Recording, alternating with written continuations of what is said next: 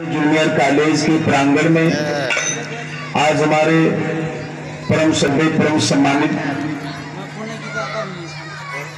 पाल सेवा समिति धनगर समाज के जो भी पदाधिकारी हैं, हर वर्ष की भांति इस वर्ष भी उसी तरह ये हर्ष उल्लास के साथ ये जलसा सजाया गया है।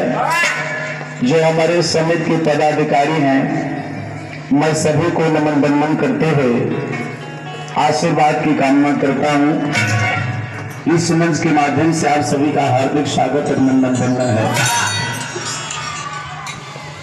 आप लोगों ने बड़ी कृपा किया, इतने बड़े महानगरी में मुंबई में एक आपके परिवार का छविलाल पाल एंड पार्टी से आपकी सेवा में उपस्थित है। और अब आप लोग बिहार लोकगीत की तरफ चलिए। मैं सभी को बहुत बहुत धन्यवाद देता हूं। ये हमारे जो